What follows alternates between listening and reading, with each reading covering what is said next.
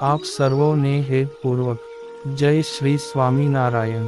આજની સત્સંગ કથા વાર્તા નિજ મંદિર સાવરકુંડલા। જય શ્રી સ્વામિનારાયણ।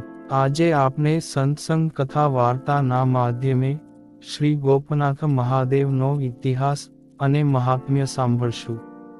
ભાવનગર જિલ્લાના તળાજા તાલુકા માંગ ઝાંઝમેરની નજીક માંગ શ્રી ગોપનાથ મહાદેવજીનું મંદિર આવેલ છે। પાંડવોએ પોતાના અજ્ઞાતવાસ દરમિયાન આ શિવજીનું પૂજન કર્યું હોવાનું મનાય છે।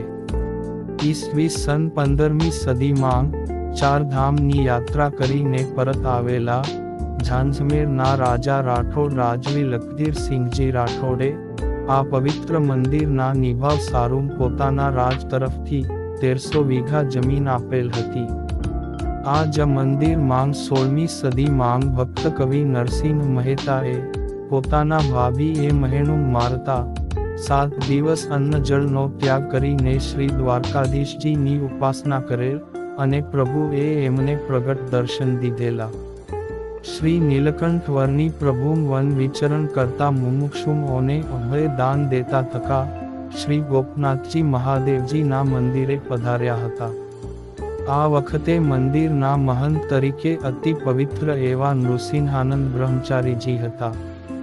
જેવા તેઓએ વર્ણીને મહાદેવજીના દેરા માંગ દર્શન કરતા ભાળ્યા એટલે તેઓ તુરત જ નજીક આવ્યા ને વર્ણીને પ્રણામ કરીને રાત રોકાવા આગ્રહ કર્યો।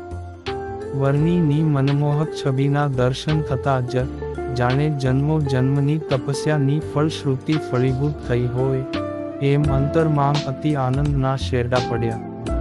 વર્ણીને રસોઈ કરીને બપોરા કરાવ્યા ને વિશ્રામ કરવા આસન દીધું।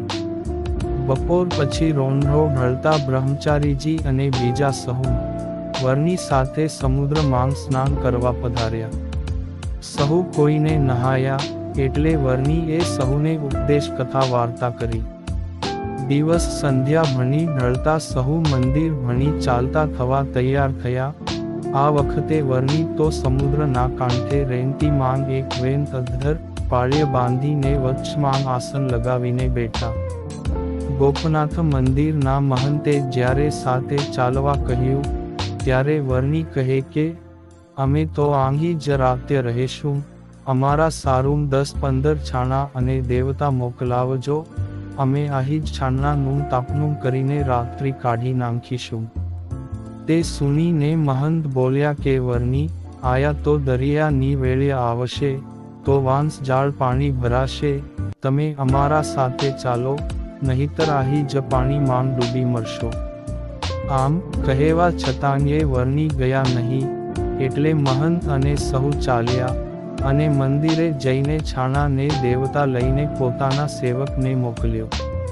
પ્રભુ નીલકંઠ વર્ણીએ તો એ છાણાનો આડ ખડક્યો ને તાપનું કરીને ધ્યાનસ્થ બેઠા। થોડી વારે સંધ્યા આથમતા અંધારું થવા આવ્યું એટલે મંદિરના મહંતને વર્ણી સાંભળ્યા એટલે એમણે મંદિરના દેરા પાસે ચડીને જોયું, પરંતુ વર્ણી કે છાણાનો તાપ કે ધુવાડો કાંઈ દીઠું જ નહીં। સમુદ્રના પાણીની વેળે માંગ ચારે કોર પાણી જ દીઠું। મન માંગ થયું કે આ માંગ તો વર્ણી ક્યાંથી બચે, કાન તો ચાલી નીકળ્યા હશે ને કાન ડૂબી જ ગયા હશે। રાત્ય પડતા થોડી વાર સહુ મંદિરના પ્રાંગણ માંગ સૂઈ ગયા। સવારે નિત્યક્રમ મુજબ જ્યારે સહુ સમુદ્ર માંગ સ્નાન કરવા આવ્યા ત્યારે વર્ણીને યથાવત ધ્યાનસ્થ મુદ્રા માંગ બેઠેલા ભાળ્યા। વેન તે એક ઊંચી રેતીની પાળે પણ એમ નમ જ કોરી અને છાણનાની ધૂની રાખ પણ કોરી જ દીઠી। સહુને તો અતિ અચરજ થયું એટલે સાદ કરીને વર્ણીને ધ્યાન માંગથી જગાડ્યા। વર્ણીના દર્શન થતાં જ એ મનમોહક છબી માંગથી અતિ તેજ દેખાયું। સહુને પોતપોતાના ઉપાસ્ય દેવના દર્શન થયા। મહંતને પણ પોતાના સ્વરૂપના દર્શન દઈને વર્ણીએ નિશ્ચય કરાવ્યો। વર્ણીને અતિ હેતથી આગ્રહ કરીને પોતાના આશ્રમ માંગ લઈ આવ્યા ને પોતાની જગ્યા માંગ 3 રાત્ય રોક્યા ને હેતે કરીને થાળ જમાડ્યા। મહંતને નાનકડા એવા વરની માંગ અતિ હેત થઈ ગયું. જ્યારે વરનીએ ચાલવા તૈયારી કરી ત્યારે મહંત એમને હાથ જોડીને બોલ્યા કે વરની હવે આંગી જ રોકાઈ જાઓ, આ અમારી જગ્યાના મહંત થાઓ.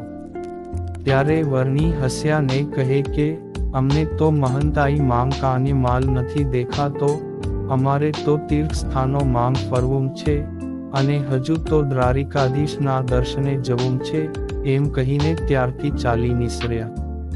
ત્યાંના બાવાજીએ કરી સેવા, અન્ન પાણી અને દીધા મેવા.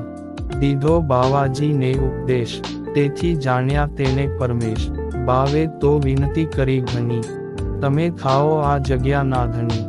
ધર્મપુત્રે તો તેની ના પાડી, પણ ત્યાં 3 રાત વિતાડી.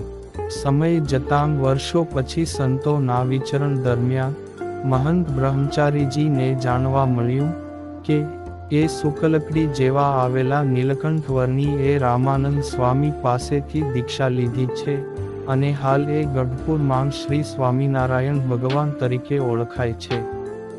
આથી એમણે ગઢપુર શ્રી સહજાનંદ સ્વામીને પત્ર લખ્યો ને આમંત્રણ દઈને તેડાવતા કાગળમાં લખ્યું કે સહુ સંતો ભક્તોનો સંગાથ લઈને શ્રી ગોપનાથ મહાદેવજીના મંદિરે પધારો એવી કૃપા કરજો. ગઢપુરમાં શ્રી હરિને કાગળ મળ્યો એટલે મહારાજે કાગળ સદ્ગુરુ ગોપાળાનંદ સ્વામીને વંચાવ્યો. શ્રી હરિ ગોપનાથ મહંત નૃસિંહાનંદજીને મળવા જવા તૈયાર થયા, પરંતુ સંઘના ઘણેરા સંતો ભક્તો સાથે આવશે તો મહંતને ઘણો ખર્ચ થશે એમ વિચારીને પોતે ન ગયા અને યોગાનંદ સ્વામી વગેરેના સંતોના મંડળને મળવા મોકલ્યા. સમય જતાં જ્યારે મહંત નૃસિંહાનંદજીનો અંતકાળ આવ્યો ત્યારે શ્રી હરિ એમને તેડવા પધાર્યા અને દર્શન આપ્યા. જ્યારે મહંતે પૂછ્યું કે હે ભગવંત, તમને કાગળ લખીને તેડાવ્યા ત્યારે કેમ ના આવ્યા? એ સુનીને શ્રી હરિ બોલ્યા કે એ વખતે સાથે આવનાર માણસ ઝાઝા તૈયાર થયા, તે આવશું તો તમને ઘણો ખર્ચ થશે એમ વિચારીને અમે આવ્યા નહોતા. ત્યારે બ્રહ્મચારી કહે કે આવ્યા હો તો ખજાનો ખોલીને વાપરત ને. મને છતે દેહે તમારી અને સહુ સંતો ભક્તોની સેવા કરવા મળત ને. શ્રી હરિ એમ વાત કરીને અતિ રાજી થઈને શ્રી ગોપનાથ મહાદેવજીના મંદિરના મહંત નૃસિંહાનંદ બ્રહ્મચારીજીને પોતાના ધામમાં તેડી ગયા. આ ચરિત્ર કથા શ્રી હરિ ચરિત્ર ચિંતામણી અને હરિ લીલામૃત કળશ 3 વિશ્રામ 19 માંથી વાંચી આપની સમક્ષમાં રજૂ કરતા અતિ આનંદ અનુભવાય છે. જય શ્રી સ્વામિનારાયણ.